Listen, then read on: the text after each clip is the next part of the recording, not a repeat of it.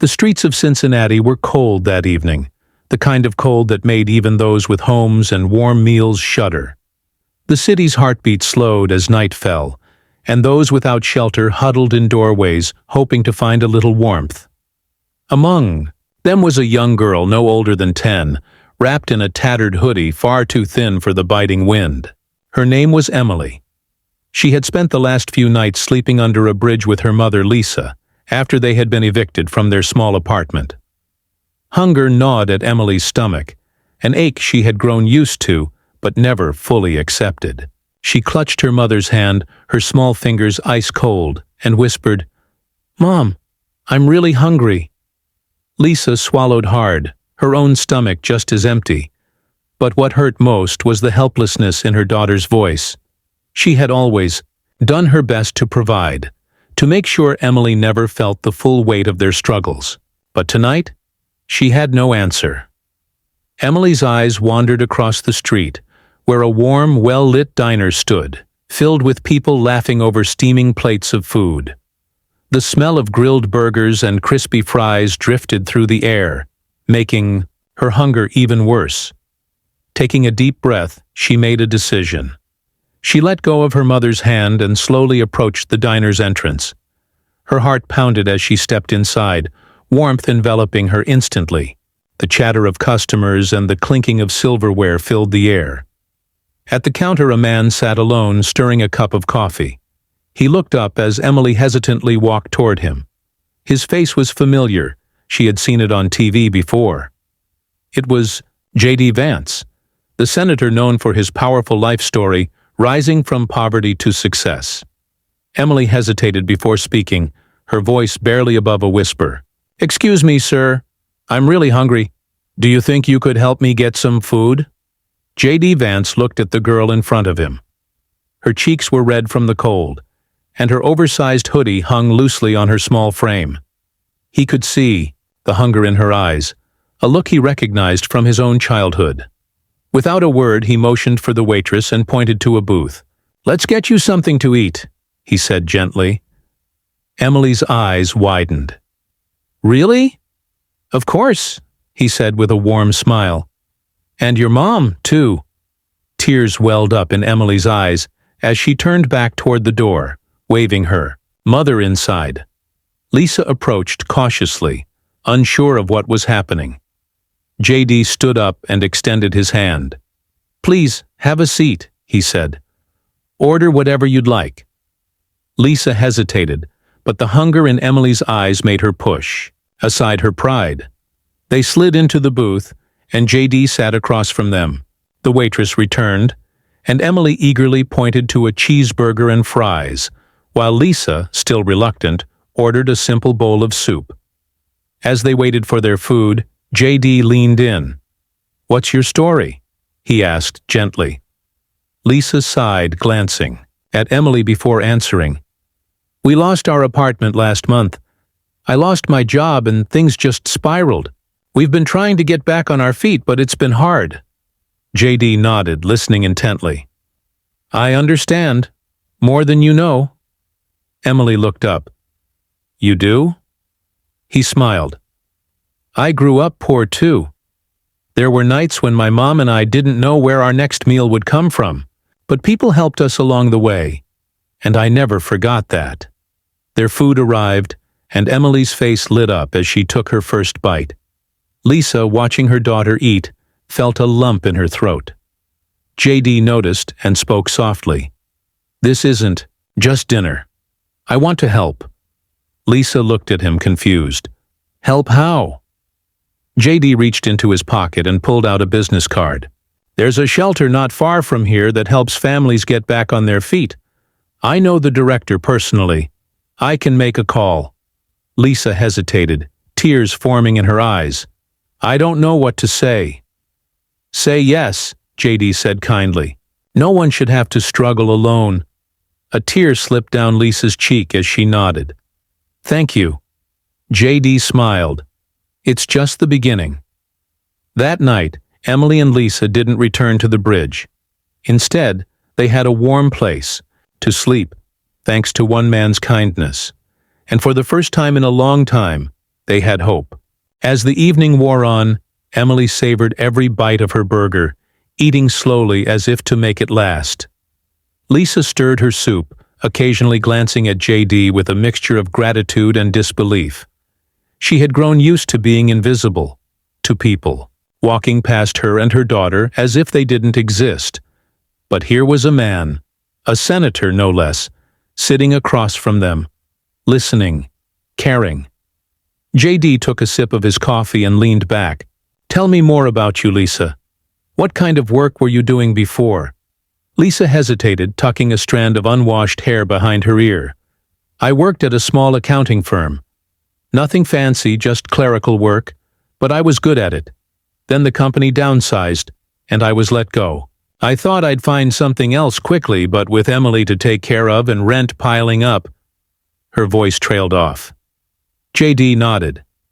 "I get it. It's tough out there. Have you been able to apply for any new jobs?" Lisa sighed. "I have, but it's hard without an address or a phone. Employers don't want to take a chance on someone who doesn't seem stable." She let out a small, humorless laugh. "Kind of a cruel cycle, huh?" JD's expression turned thoughtful. "It is, but it doesn't mean it can't be broken." Emily wiped her mouth with a napkin and looked up at JD. "Did you ever have to sleep outside?" JD exhaled slowly. "Not exactly, but I did live in a lot of different houses growing up. Some nights, I didn't know where I'd end up. My mom struggled with addiction, and we moved constantly. There were times when I was hungry, just like you." Emily's eyes widened. "But you got out?" JD smiled. "I did, and so can you." Lisa wiped a tear from the corner of her eye. "I just don't know how." JD tapped his fingers on the table, thinking.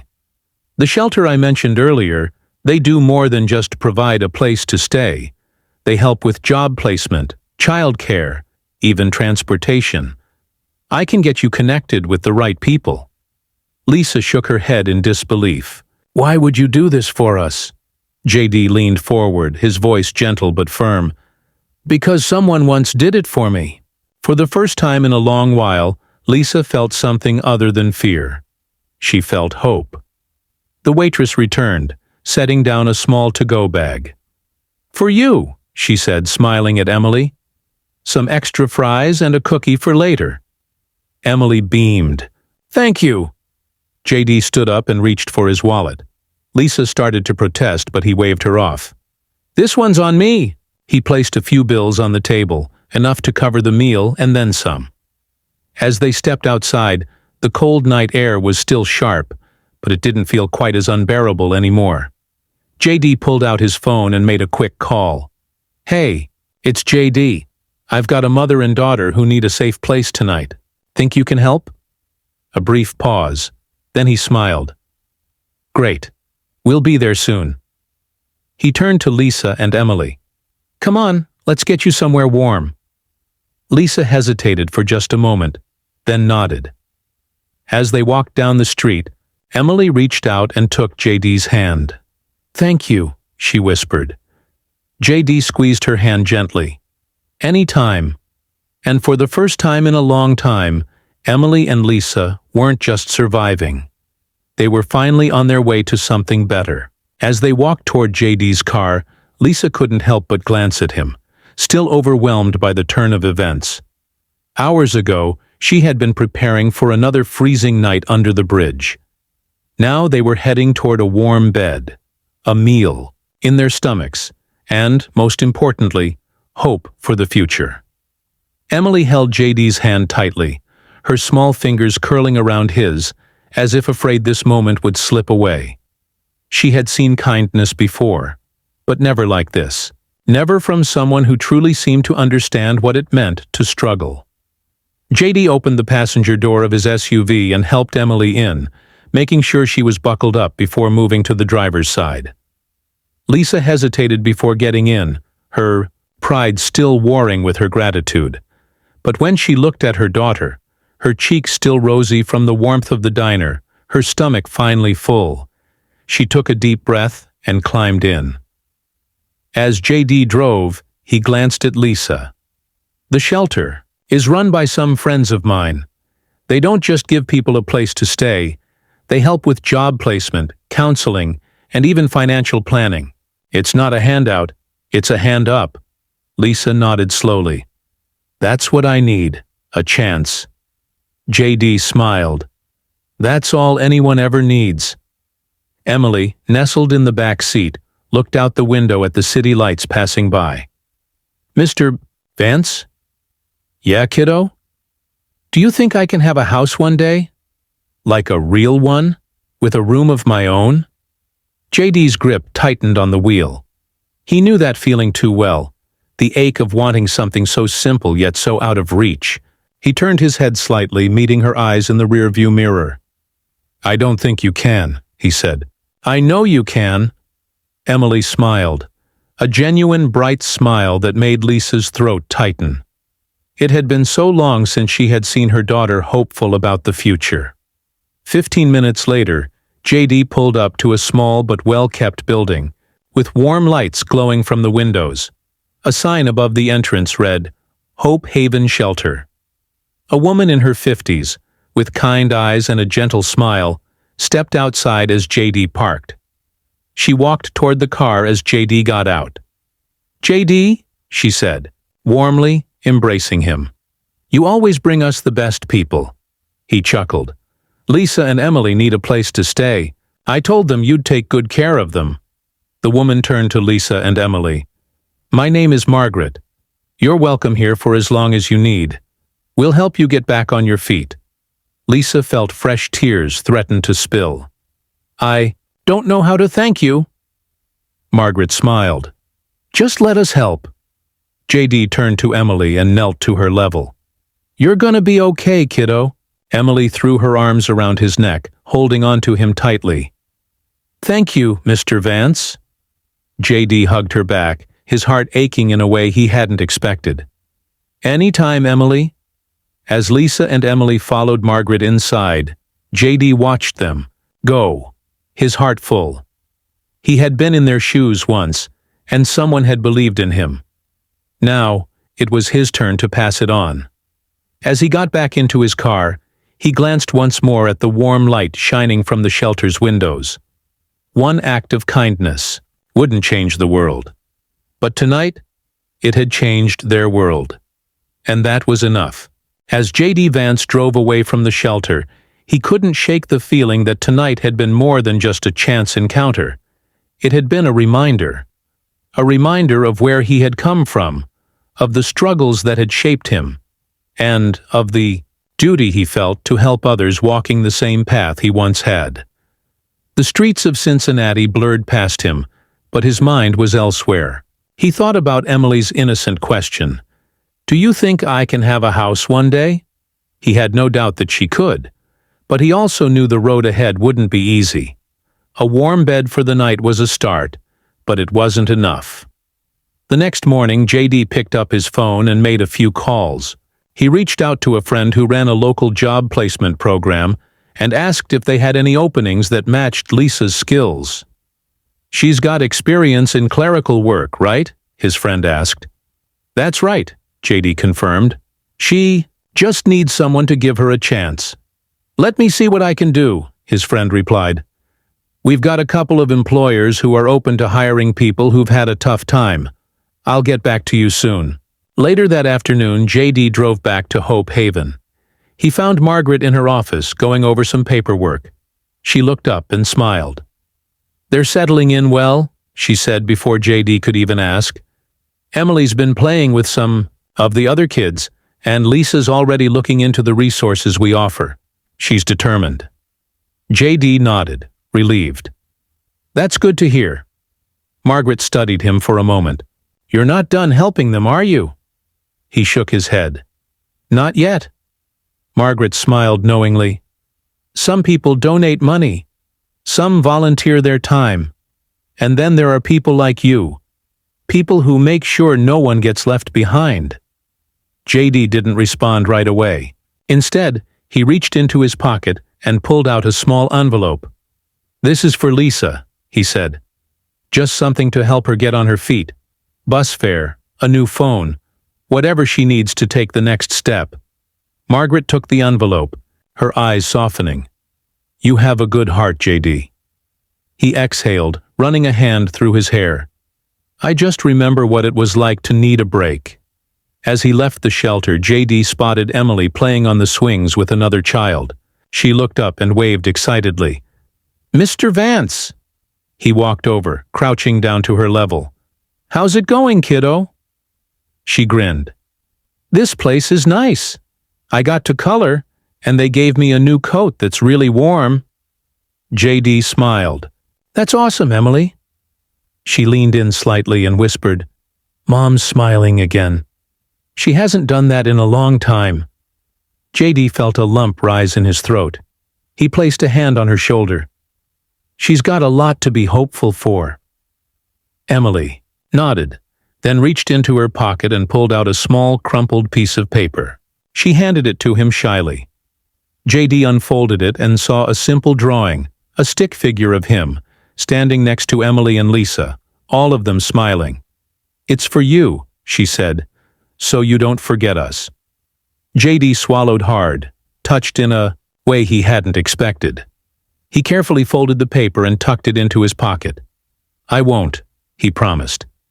As he walked back to his car, he knew this wasn't the end of their story. It was just the beginning. And sometimes, all it took to change a life was one moment of kindness and the willingness to believe in someone's future, even when they couldn't see it themselves. JD's visit to the shelter sparked the beginning of a new chapter for Lisa and Emily.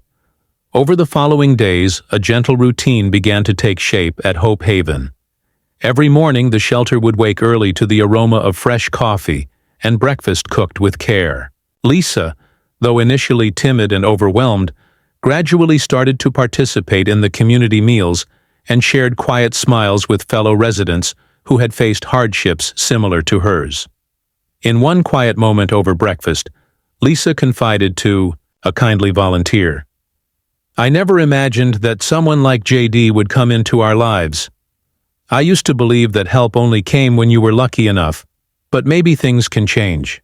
The volunteer's eyes shone with understanding as she replied, "Sometimes it's not about luck. It's about someone noticing you and deciding to help. You deserve every bit of kindness you're getting now." Meanwhile, JD continued to check in with Margaret at Hope Haven, making sure Lisa and Emily were settling in comfortably. He often stopped by in the afternoon, not just as a benefactor but as a mentor and friend. One particularly crisp afternoon, JD found Lisa in a small, common area, reading a worn-out book by the window. The sunlight poured in through the glass, illuminating the dust motes dancing in the air. "Mind if I join you?" JD asked, his voice gentle. Lisa looked up, surprised but grateful for the company. "Not at all," she answered, her tone hesitant yet hopeful. JD pulled up a chair and sat beside her, careful to give her space while still offering warmth. "So," JD began, "I checked in with my friend from the job placement program. They're excited to see someone with your background and skills. How do you feel about the idea of returning to work?" Lisa hesitated, her eyes fixed on the pages of her book for a moment before she replied, "I'm scared, to be honest. I've been out of the workforce for so long, and the idea of re-entering feels overwhelming. What if I fail again?" JD reached out and placed a reassuring hand over hers. "I know the fear, Lisa. I've been there. But sometimes, every new beginning comes with a few uncertain steps. The important thing is that you're ready to try." His tone was firm yet compassionate. "And remember, setbacks aren't failures. They're part of the journey." The conversation meandered from work to memories of days long past.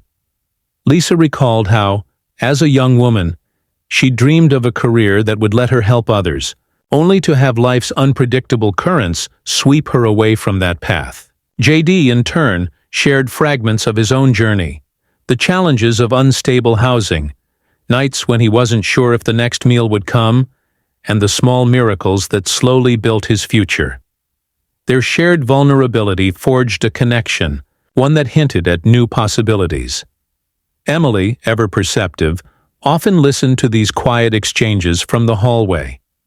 One afternoon, as the conversation grew lighter with laughter and memories, she sidled up to them, clutching a small notebook. "Can I show you my drawings?" she asked, her voice a mix of excitement and shyness.